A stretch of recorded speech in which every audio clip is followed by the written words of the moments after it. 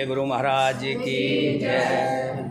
बोलिए सनातन धर्म की, अपने अपने माता पिता की, अपने अपने गुरुदेव की, माँ सरस्वती मैया की, कृष्ण भगवान की, बजरंग बली की, लक्ष्मी माता की। बोलिए तुलसीदास महाराज की, रामायण की जय।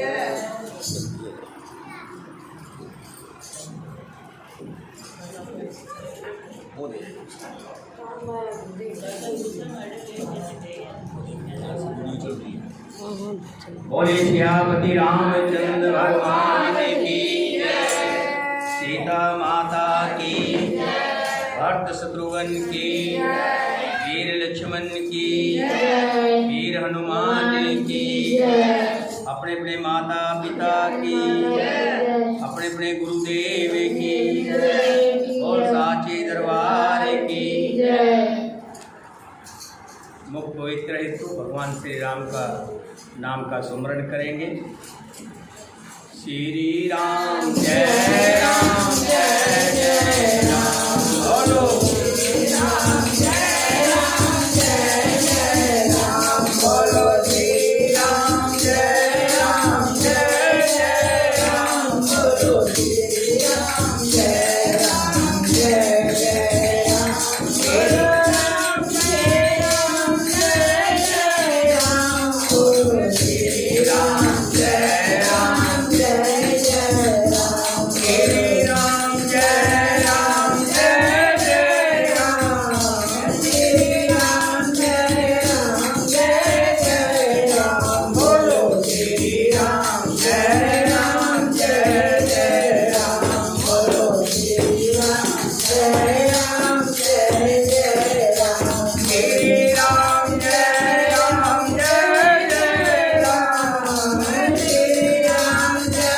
राम जय जय राम, बोलो श्री राम जय राम जय जय राम, बोलो श्री राम जय राम जय जय राम, श्री राम जय राम जय जय राम, श्री राम जय राम जय जय राम, बोलो श्री राम जय राम जय जय राम, बोलो श्री राम जय राम जय जय राम, रघुपति राघव राजा राम, रघुपति राघव राजा राम, पतित पावन सीताराम, पतित पावन सीताराम, बोलो श्री राम जय राम जय जय राम, बोलो श्री राम जय राम जय जय राम, बोलो श्री राम जय राम जय जय राम, बोलो श्री राम जय राम जय जय राम, बोले सियापति रामचंद्र भगवान की जय। सीता माता की, भरत शत्रुघ्न की, वीर लक्ष्मण की, वीर हनुमान की, अपने अपने माता पिता की, अपने अपने गुरुदेव की, सभी सनातन धर्म प्रेमियों की, बोल साचे दरबार की। राजा भानु प्रताप, जिसने अपने भाई अरिमर्दन के साथ मिलकर पूरी पृथ्वी पर अपना एक टंक राज्य कायम कर लिया। बड़े दानवीर राजा थे, प्रजा का हमेशा हित का ध्यान रखते थे, उसकी प्रजा में कोई भी दुखी नहीं था। एक दिन राजा शिकार खेलने गया। शिकार खेलते खेलते एक जानवर के पीछे अपना घोड़ा लगाया। घोड़ा बहुत दूर निकल गया और कुछ दूर जाकर वो जानवर एक गुफा में छुप गया। घने जंगल में राजा अपने आप को अकेला पाता है। चारों तरफ घनघोर जंगल है। ऐसे में एक कुटिया दिखाई दी। कहते हैं डूबते को तिनके का सहारा। ऐसे भयानक जंगल में कुटिया देखकर राजा कुटिया की तरफ गया। कुटिया में एक संत विराजमान थे। संत ने पास का सरोवर दिखाया और उस सरोवर में राजा ने अपने घोड़े को पानी पिलाया और खुद स्नान किया। स्नान करने के बाद थकावट कम हुई। राजा ऋषि के पास आया, संत के पास आया, लेकिन वो संत जो था वो कोई संत नहीं था।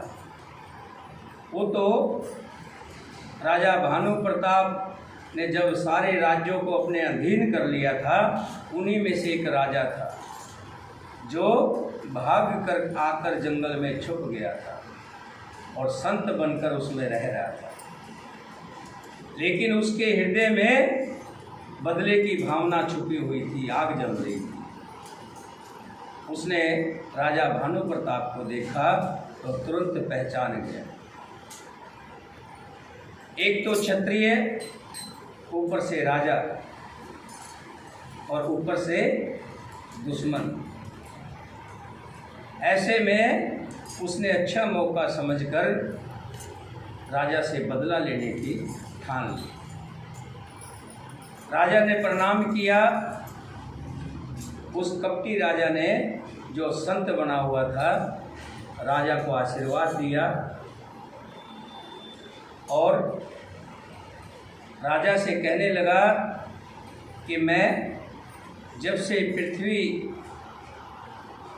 और सृष्टि का उदय हुआ है तब से मैं यहाँ रह रहा हूँ।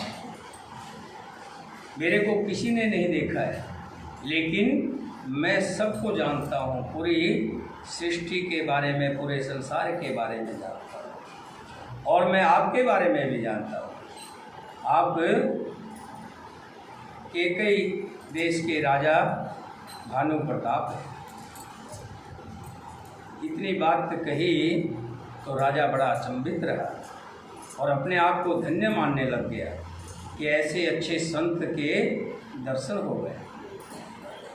उस कपटी मुनि ने जब राजा को अपने अधीन माना कि राजा मेरी बातों में आ गया है, तो कहने लगा, राजन तुम जो मांगोगे मैं तुम्हें दूंगा, बोलो क्या वर चाहिए। राजा कहने लगा, महाराज वैसे तो काम अर्थ मोक्ष मुझे सब कुछ प्राप्त है, लेकिन फिर भी एक इच्छा है कि मेरा ये राज्य अटंक रहे, कभी खत्म ना हो। कपटी संत कहने लगा, तथास्तु ऐसा ही होगा।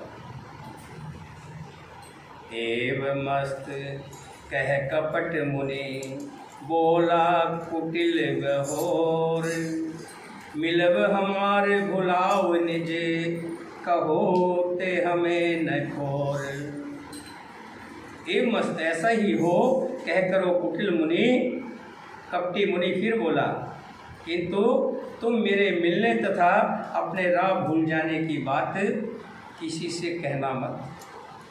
कह दोगे तो फिर हमारा दिया हुआ वचन का फल तुम्हें नहीं मिलेगा।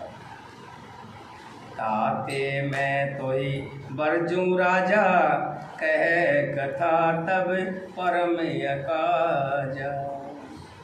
छठे श्रवण यह परत कहानी, नास तुम्हारे सत्य मम वाणी।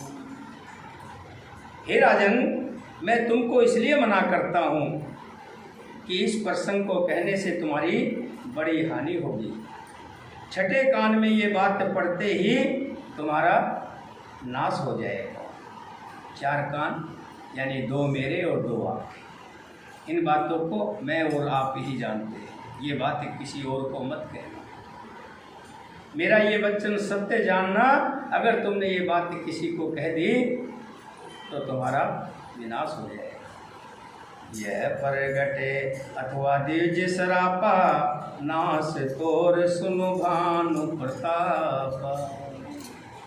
आन उपाय निधन तब नाही, जो हरि हर को पै मन माही। हे प्रताप भानु, सुनो, इस बात के प्रकट करने से अथवा ब्राह्मणों के शाप से तुम्हारा नाश होगा, और किसी उपाय से चाहे ब्रह्मा और शंकर भी मन में क्रोध कर लें, तुम्हारी मृत्यु नहीं होगी और तुम्हारा राज्य एक टंक बना रहेगा। सत्यनाद पथ्य गह नृप भाषा, द्विज गुर कोप कहो को राखा।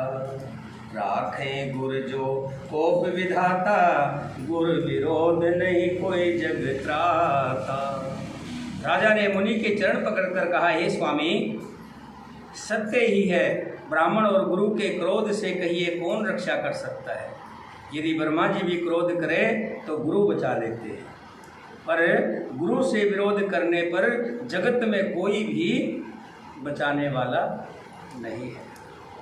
जो न चलब हम कहे तुम्हारे, हो नाश नहीं सोच हमारे। एक ही डर डरपत मन मोरा, और वो मही देव श्राप यति घोरा। यदि मैं आपके कथन के अनुसार नहीं चलूँगा, भले ही मेरा नाश हो जाए, मुझे इसकी कोई चिंता नहीं है। मेरा मन तो हे प्रभु केवल एक ही डर से डर रहा है कि ब्राह्मणों का श्राप बड़ा भयानक होता है। होए विपर बस कवन विधि, कहो कृपा करे सो। तुम तज दीन दयाल निज, हेत न देखो को सियावर।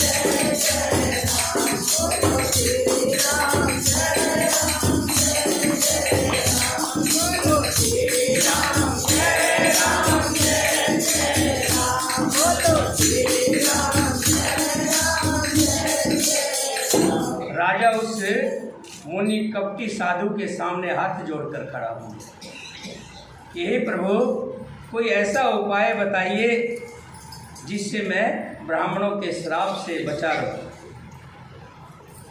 कपटी मुनि कहने लगा कि हे राजन, ये उपाय बहुत कठिन है, लेकिन इसके लिए मुझे ही जाना पड़ेगा, और ये संभव नहीं है कि मैं छोड़कर यहाँ से आपके साथ चलूँ। लेकिन फिर भी तुमने मेरे अधीन हुए हो, मेरा आश्रय लिया है, तो मेरा फर्ज बनता है मैं तुम्हारे कार्य को करूँ। बड़े लोग छोटों पर स्नेह किया करते हैं। पर्वत अपने सिरों पर सदा घास को धारण किए रहते हैं। अगाध समुद्र अपने मस्तक पर फैन को धारण करता है, और पृथ्वी धूलि को अपने सिर पर माथे पर लगाकर रखती है। बड़े स्नेह लगुन पर करही, गिरि निज सिरण सदा तृण धरही। जलद अगाध मोल बह फेनु, संत धरण धरत सिर रेनु। ये धरती हमेशा धूलि को अपने सिर पर रखे। हंस कह गए नरेश पद, स्वामी हो कृपाल। मोए लाग दुख सह प्रभु, सज्जन दीन दयाल।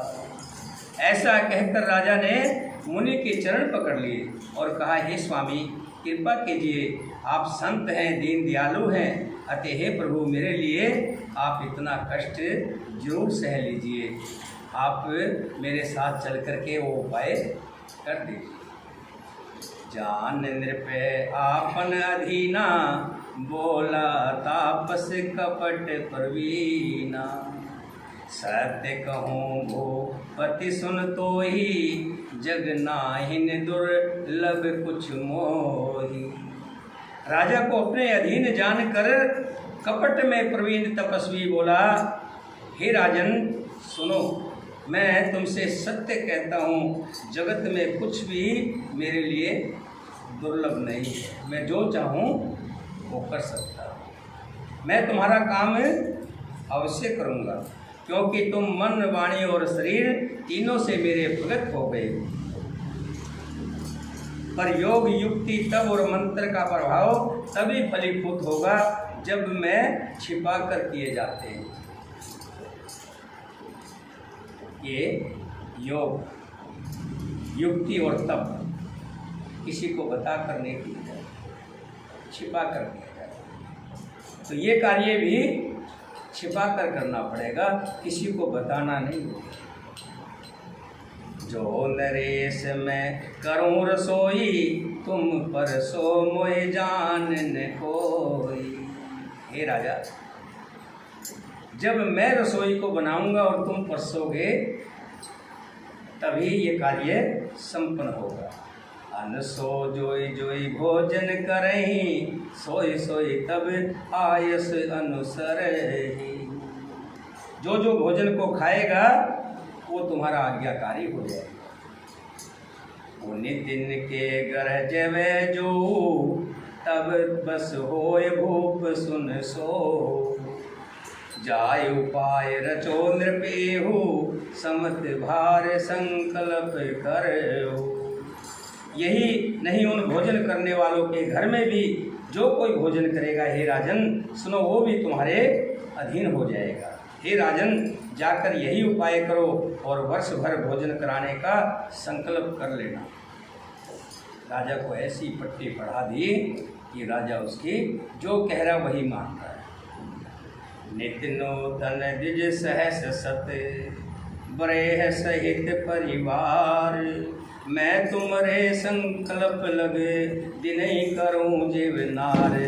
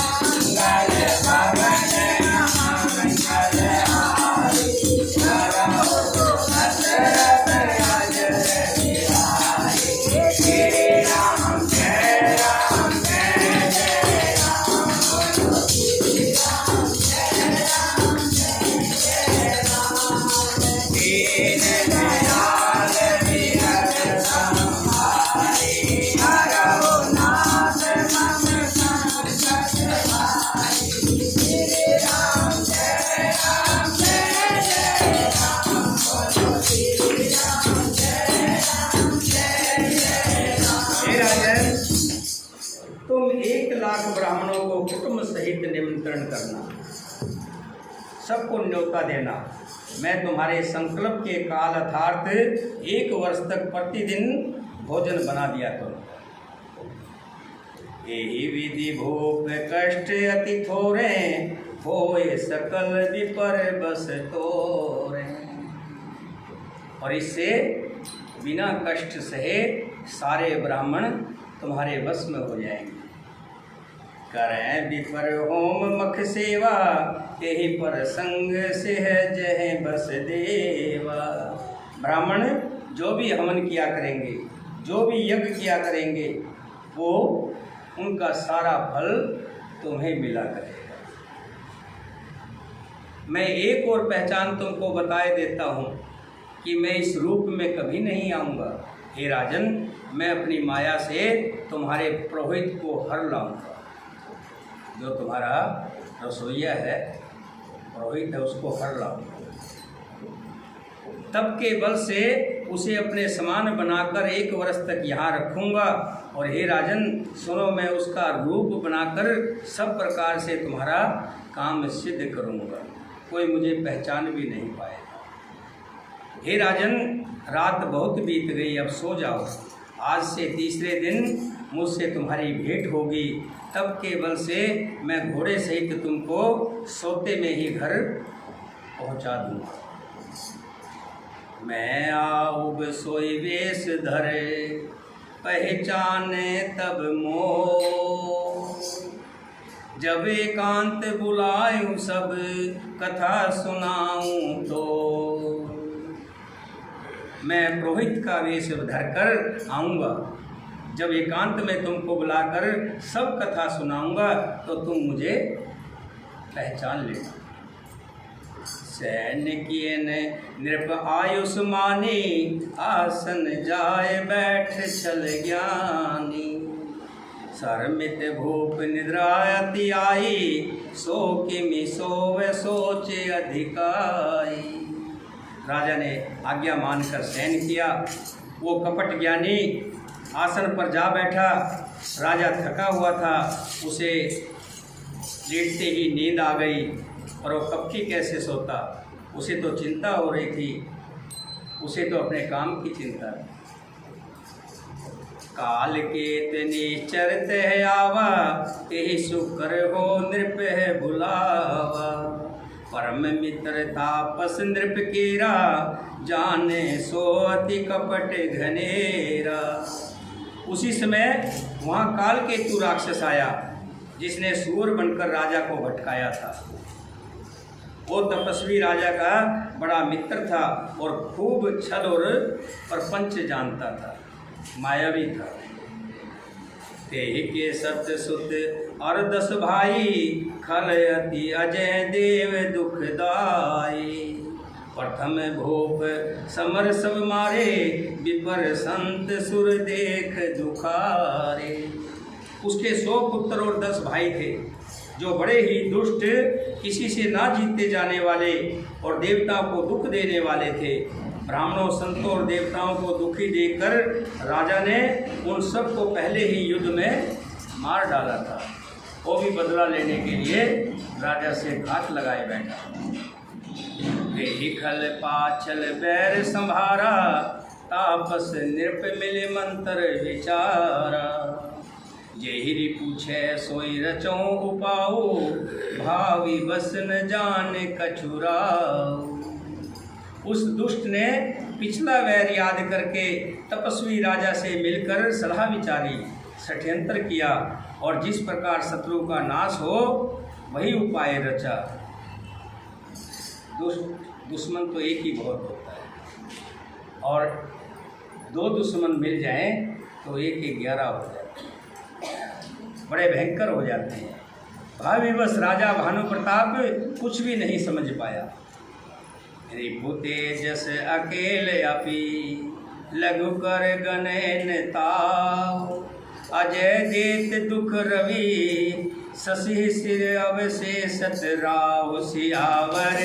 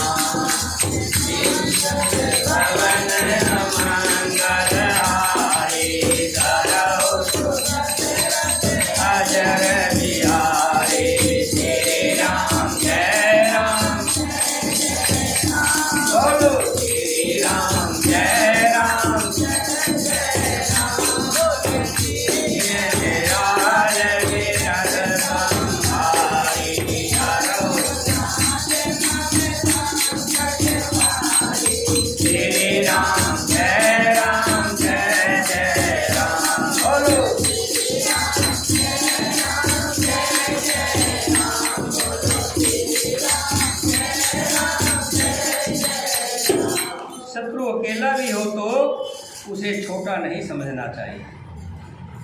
जिसका सिर मात्र बच्चा था वो राहु आज तक सूर्य चंद्रमा को दुख देता आ रहा है। तपस्वी राजा अपने मित्र को देखकर प्रसन्न हो उठा और सुखी हुआ। उसने मित्र को सब कथा कह सुनाई।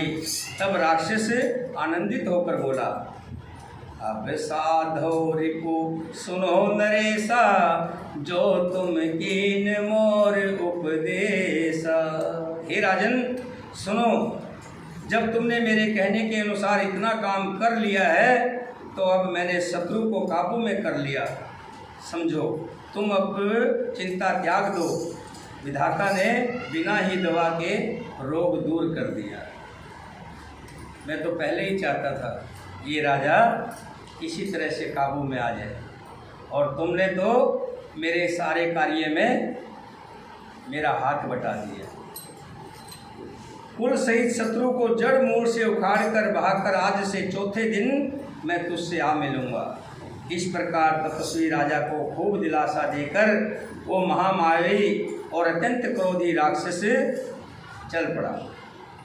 उसने प्रताप भानु राजा को घोड़े सहित क्षण भर में उसके राज्य में पहुंचा दिया। राजा को रानी के पास लाकर घोड़े को अच्छी तरह से घुड़साल में बांध दिया। राजा के उपरोहित हर ले गयो विहोर, ले राखें गिरी खो में माया कर मति भोर। फिर वो राजा के पुरोहित को उठा कर ले गया और उसको एक गुफा में बंद कर दिया, और पुरोहित का रूप बनाकर वो राजा से मिला। आप विरचो पुरोहित रूपा, परहि जायते ही सेज अनूपा। जागे निरप अनभय बिहाना, देख भवन अति अचरज माना। वो आप पुरोहित का रूप बनाकर उसकी सुंदर सेज पर जा लेटा। कौन है? कपटी राजा का दोस्त था, जो राक्षस था, जो जानवर बनकर राजा को जंगल में भटका करके ले गया था। वो रूप बदलना जानता था। वही राजा को उठा करके उसके महल में ले आया घोड़े से। घोड़े को घुड़सवाल में बांध दिया और राजा को रानी के पास ला दिया। पुरोहित को उठा कर ले गया और गुफा में बंद कर दिया, और आप पुरोहित का रूप बनाकर पुरोहित की सेज पर जा लेता। राजा सवेरा होने से पहले ही जागा और अपना घर देखकर उसे बड़ा आश्चर्य हुआ कि मैं तो भयानक जंगल में था, यहाँ कैसे आ गया। मुनि महिमा मन मोह अनुमानी, उठ गवे जेहि जानन रानी। मन में मुनि की महिमा का अनुमान करके कि ये सारी महिमा उसी मुनि की है, जिससे रानी ना जान पावे। फिर उसी घोड़े पर चढ़कर वन को चला गया। नगर के किसी भी स्त्री पुरुष ने नहीं जाना, किसी को नहीं बताया, क्योंकि उसको पहले बता दिया था कि किसी को बताना मत, बता देगा तो तेरे राज्य का नाश हो जाएगा। ऐसी पट्टी बढ़ा दी। गए जाम जग भूपति आवा, घर पर उत्सव बाज बधावा। पुरोहित देख जब राजा, चकत विलोक सुमर सोई काजा। दोपहर बीत जाने पर राजा आया। घर घर उत्सव होने लगे, बधावा बजने लगा। जब राजा ने पुरोहित को देखा तब वो अपने उसी कार्य का स्मरण करके उसे आश्चर्य से देखने लगा। जग सम निर्भय गए दिन तीनी, कपट मुनि पद रह मति लीनी। समय जान उपरोहित आवा, निरपहि मत सब कहे समझावा। राजा को 3 दिन युग के समान बीत गए। उसकी बुद्धि कपटी मुनि के चरणों में लगी रही। निश्चिंत समय जानकर पुरोहित बना हुआ राक्षस आया और राजा के साथ की हुई गुप्त सलाह उसने बताई। क्यों? वो तो सब जान रहा था ना। कपटी मुनि ने उस राक्षस को सारी बात बता दी और वही बातें उसने राजा को बताई तो राजा समझ गया ये वही मुनि है, जानी जात मुनि है। जब उस मुनि ने घर में अपने आप को राजा ने सोया हुआ पाया था तो उसके मुनि के प्रति और भी विश्वास बढ़ गया था। निरप हर्ष पहचान गुरु, भरम बस रहा ना चेत, बरे तुरंत सत सहस वर, विपर कुटुंब समेत सियावर।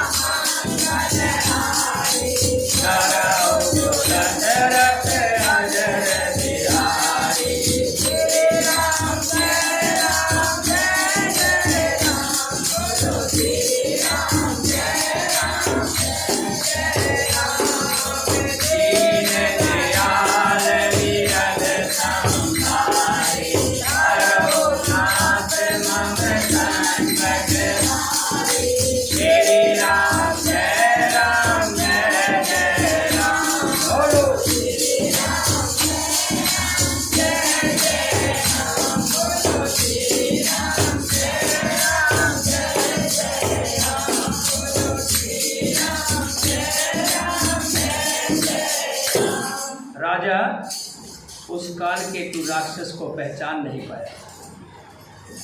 पहचानेगा कैसे? जब व्यक्ति किसी की बातों में आ जाता है तब उसको उसी की बात ही अच्छी लगती है। वो तो तब पछताता है जब ठगा जाता है। 3 तरह के लोग होते हैं। एक डाकू होते हैं, एक चोर होते हैं, एक ठग होते हैं। काम तीनों का एक ही होता है लेकिन करने का तरीका तीनों का अलग अलग होता है। डाकू आएगा तो पिस्तौल की या लाठी के ताकत से सब कुछ छीन के ले जाएगा। चोर आएगा तो छुप करके आएगा और सब कुछ चुरा कर ले जाएगा।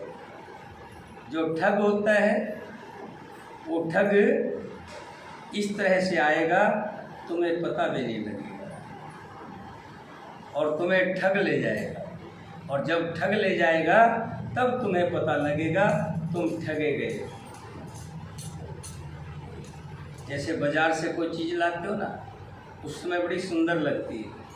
कपड़ा लाए, बड़ा अच्छा डिजाइन देखा, सब कुछ देखा, लेकिन एक बार पहना तो दूसरी बार पता लगा बिल्कुल ही मिट्टी था, कुछ भी नहीं। एक बार धो दिया तो खत्म हो। क्या कहते हैं? ठगे गए कहते ना। जूते लाए, देखने में बड़े अच्छे लग रहे थे, उनको ऊपर से देख के ऐसा लगता था बहुत अच्छे। एक दिन पहन करके थोड़ी दूर चले, टूट गए, तो क्या कहते हैं? ठगे गए। बाद में पता लगता है। ऐसे ही राजा को अब कुछ नहीं पता लग रहा।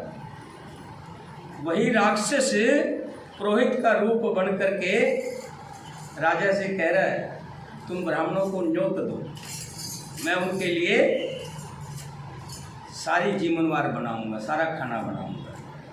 राजा ने उनके कहे अनुसार सभी ब्राह्मणों को न्योता दे दिया। राजाओं के यहाँ जो पुरोहित होते थे, खाना बनाने वाले होते थे, काम करने वाले तो बहुत थे, सब्जी काटने वाले बहुत थे, लेकिन एक पुरोहित होता था, वो पूरा ध्यान रखता था कि खाने में कहीं किसी तरह का विघ्न ना आ जाए। अब वो पुरोहित को तो वहाँ से उठा करके गुफा में बंद कर दिया और उस पुरोहित की जगह वो राक्षस खुद रूप धारण करके खड़ा है। पुरोहित ने 6 रस और 4 प्रकार के भोजन, जैसा कि वेदों में वर्णन है, बनाए। उसने मायावी रसोई तैयार की, इतने व्यंजन बनाए जिन्हें कोई गिन नहीं सकता। अनेक प्रकार के पशुओं का मांस पकाया।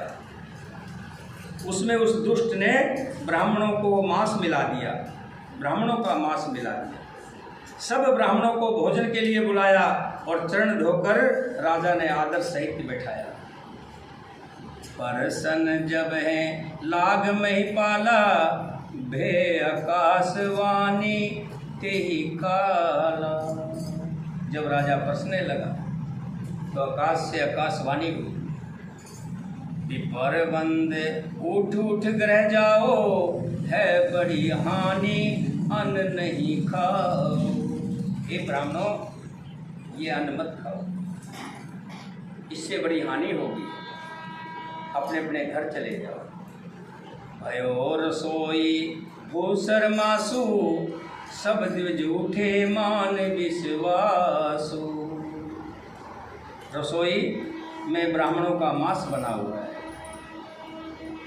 आकाशवाणी का विश्वास मानकर सब ब्राह्मण उठ खड़े हुए। गोप विकल मति मोह भुलानी, भावी वसन आव मुख वाणी। राजा बड़ा व्याकुल हो गया, उसकी बुद्धि मुंह में भूली हुई थी। होनहार बस उसके मुंह से एक एक बात भी नहीं निकली, कुछ भी नहीं निकल रहा था। बोले बिकर सकोप तब, नहीं कुछ कीन विचार। जाय निशाचर हो नृप, मूड सहित परिवार सियावर।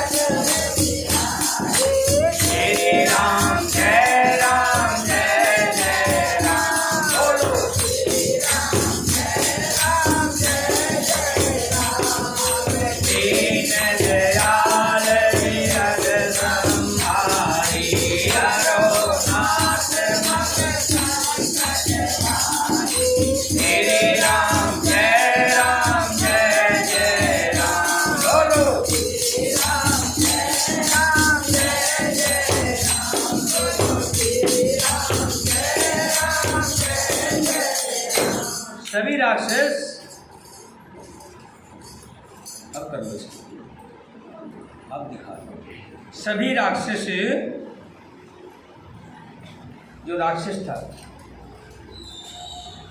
पुरोहित बन करके, उसने रसोई जैसे ही परोसने लगा, आकाश से आकाशवाणी, सभी विपर ब्राह्मण उठ खड़े। तब ब्राह्मण क्रोध से बोल उठे, उन्होंने कुछ भी विचार नहीं किया। अरे मूर्ख राजा, तूने हमारे साथ छल किया है, तू बड़ा पापी है, जा तू परिवार सहित राक्षस हो गया। रे नीच क्षत्रिय, तूने तो परिवार सहित ब्राह्मणों को बुलाकर उन्हें नष्ट करना चाहा था। ये तो ईश्वर ने हमारी धर्म की रक्षा की, अब तू परिवार सहित नष्ट होगा, तुझे बचाने वाला कोई नहीं। एक वर्ष के भीतर तेरा नाश हो जाएगा, तेरे कुल में कोई पानी देने वाला तक नहीं बचेगा। साफ सुनकर राजा भय के मारे अत्यंत व्याकुल हो गया। फिर सुंदर आकाशवाणी हुई, विप्र श्राप विचार न दीना, नहीं अपराध भूप कुछ कीना। हे ब्राह्मणों, तुमने विचार कर श्राप नहीं दिया, इस राजा ने कोई अपराध नहीं किया है। चिकत विपर सब सुन नभ बानी, भूप गए जह भोजन खानी। आकाशवाणी सुनकर सब ब्राह्मण चकित हो गए। तब राजा वहाँ गया जहाँ भोजन बना था। तहन असन नहीं विपर सुआरा, फिरे राव मन सोच अपारा। सब प्रसंग मन सुरन सुनाई, तरसित परहे अवन अकुलाई। देखो तो वहाँ ना भोजन था, ना रसोईया था, ना ही ब्राह्मण ही था। तब राजा मन में अपार चिंता करता हुआ लौटा। उसने ब्राह्मणों को सब वृत्तांत सुनाया और बड़ा ही भयभीत और व्याकुल होकर वो पृथ्वी पर गिर पड़ा। भूपति भाव मिटे नहीं, यद्यपि न दूषण तोर, किए अनंथा होय नहीं, विपर श्राप यति हो। हे राजन, यद्यपि तुम्हारा दोष नहीं है। जब उसने जाकर देखा कि अंदर ना तो कोई रसोई बनी हुई, ना भोजन बना है, ना वो पुरोहित ही वहाँ पर है, सब उस राक्षस की माया थी। जो पहले आकाशवाणी हुई थी वो भी उस राक्षस की ही आवाज़ की आकाशवाणी थी। राजा ने जब अंदर जाके देखा तो कुछ भी नहीं है। आकर के ब्राह्मणों को बताया, तब ब्राह्मण क्या कहते हैं, हे राजन, यद्यपि तुम्हारा दोष नहीं है तो भी होनहार बड़ी विशाल है, होनहार होकर रहती है, वो नहीं मिलती। ब्राह्मणों का श्राप बहुत ही भयानक होता है, वो किसी तरह से भी टाले नहीं टलता। सिख है सब महिदेव सिधाए, समाचार पुर लोगन पाए, सोचे दुसन देव ही देही, विरचत हंस काग किए जेही। ऐसा कहकर सब ब्राह्मण चले गए। नगर निवासियों ने जब ये समाचार पाया तो चिंता करने लगे और विधाता को दोष देने लगे, जिसने हंस बनाते बनाते ऐसे अच्छे राजा को हंस बनाना तो दूर रहा, कौवा बना दिया। ऐसे पुण्यात्मा राजा को देवता बनाना चाहिए था। देखो, राक्षस का श्राप दिलवा दिया। हे भगवान, तूने ऐसे क्यों किया? कहते ना कई बार कोई अच्छा लोग होता है, उसके साथ कोई बुरा हो जाता है तो हम क्या कहते हैं, हे प्रभु देख कितना सज्जन आदमी था, तूने इसके साथ ऐसा कर दिया, बहुत गलत किया। लेकिन विधि के विधान सब कुछ वही होता है। कल मैंने भजन सुनाया था ना, एक झोली में फूल भरे हैं, एक झोली में कांटे रे कोई, झोली में फूल भरे हैं, एक झोली में कांटे रे कोई, तेरे बस में कुछ भी नहीं है, बांटने वाला बांटे रे कोई। हर एक किसी भी चीज़ के पीछे एक लॉजिक होता है, कारण होता है। ऐसे नहीं है, हमारा जन्म भी किसी कारणवश हुआ है और हमारा मरण भी किसी न किसी कारणवश हुआ है। भगवान अपने ऊपर कुछ नहीं लेता है। कोई बीमार होके, कोई एक्सीडेंट होके हो जाता है, कोई न कोई कारण बनता है। ऐसे ही राजा के प्रजा के लोग कहते हैं कि इतना बुरा किया, ऐसे राजा को तो देवता होना चाहिए था और राक्षस बना दिया। उपरोत ही भवन पहुँचाई, असुर ताप से खबर जनाई, तेहि खल जहते पतर पठाए, सज सज सैन भूप सब धाए। पुरोहित को उसके घर पहुंचाकर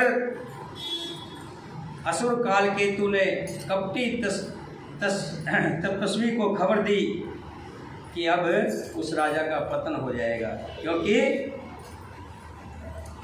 ब्राह्मणों ने श्राप दे दिया है और तुम अब युद्ध की तैयारी करो, अब तुम उसके राज्य पर कब्जा कर लो। उस दुष्ट ने जहाँ तहाँ पत्र भेजे, जिससे सब वैरी राजा सज धज कर इकट्ठे हो गए। घेरे नगर निशान बजाई, विविध भांत नित होय लड़ाई, जूझे सकल सुभट कर करनी, बंधु समेत परो नृप धरनी। और उन्होंने डंका बजाकर नगर को घेर लिया। नित्य प्रतिदिन अनेक प्रकार से लड़ाई होने लगी। प्रताप भानु के सब योद्धा सूरवीरों की करनी करके रण में झूंझ मरे।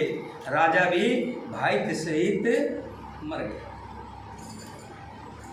भानु प्रताप जो बलवान राजा था, अब भाई सहित, भाई का क्या नाम था? अरिमर्दन, बड़ा बलवान था। अब वो सारे राजा अलग अलग थे तो इन्होंने अपने बस में कर लिया था। अब सारे राजा इकट्ठे होकर के कहते हैं 1000 कुत्ते अगर शेर को घेर लें तो एक बार शेर को भी बावला बना दें। राजा को उसके भाई सहित मार डाला। सत्यकेत कुल को न बाचा, विपर श्राप कि में होय असाचा। रिपुजीत सब नृपनगर बसाई, निजपुर गवन जैस जसु पाई। सत्यकेतु के कुल में कोई नहीं बचा। भानु प्रताप के कुल में कोई नहीं बचा। ना भानु प्रताप राजा बचे, ना ही उनका भाई अरिमर्दन बचा, और ना ही उनके कोई पति पत्नी बच्चे, कुछ नहीं बचा। सब खत्म हो गए। ब्राह्मणों का श्राप झूठे कैसे हो सकता था? शत्रु को जीतकर नगर को फिर से बसाकर सब राजा विजय और यश पाकर अपने अपने नगर को चले गए। भारद्वाज सुन जाए जब, होय विधाता बाम। धुरी मुरु सम जनक जम, ताई बिहार सम दाम सियावर।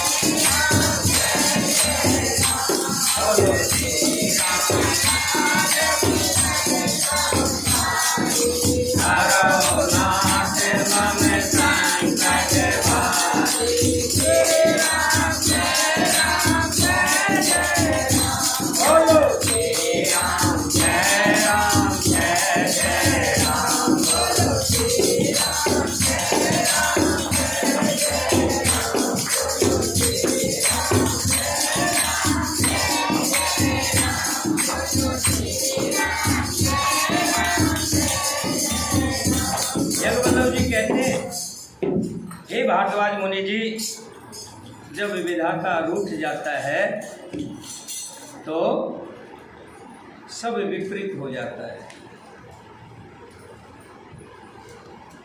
पंजाबी में कहते हैं, मेरा रूठे न कलंगियाँ वाला, जग पामे सारा रूठ जाए। भगवान ना रूठे, चाहे दुनिया सारी रूठ जाए, कोई फर्क नहीं पड़ेगा। जा पर कृपा श्री राम की होवे, ता पर कृपा करें सब। जब राम की कृपा होती है तो सभी कृपा करते हैं, और जब राम ही विपरीत हो जाए तो पिता भी दुश्मन के समान लगने लग जाता है, और धूल भी पर्वत के समान भारी हो जाती है, और रस्सी भी सांप की तरह काटने को दौड़ती है। जो कल तक पूंछ दबाकर चलते थे वो भी सामने खड़े होकर शेर की तरह दहाड़ते। जब परमात्मा विपरीत हो जाए, उल्टा हो जाए, इसलिए तो कहते हैं हमेशा सुबह रटो शाम को रटो, हमेशा मेरे प्रभु राम को रटो। जब भी रटो भगवान राम को रटो। मेरे राम जी सहाय होंगे तो कुछ भी, कितनी भी विपदा आ जाए, कितने भी दुख आ जाए, सब धूल की तरह पता भी नहीं लगेगा, उड़ जाए। और जब मेरे प्रभु विपरीत हो जाते हैं तो धूल भी पर्वत बन जाती है। हे मुनि सुनो, समय पाकर वही राजा परिवार सहित रावण नाम का राक्षस हुआ। उसके 10 सिर और 20 भुजाएं थी और बड़ा ही प्रचंड सूरवीर राजा बना। कौन? प्रतापवान राजा। और अरिमर्दन नाम का जो राजा का छोटा भाई था, वो बल का धाम कुंभकर्ण हुआ। उसका जो मंत्री था, जिसका नाम धर्मरुचि था, वो रावण का छोटा भाई भविष्ण हुआ। बोलिए सियापति रामचंद्र भगवान की जय, सीता माता की, भरत शत्रुघ्न की, वीर लक्ष्मण की, वीर हनुमान की, बोल साचे दरबार की। मंजूला, आपने कई दिन हो गए कोई भजन नहीं सुनाया भाई, आ जाओ।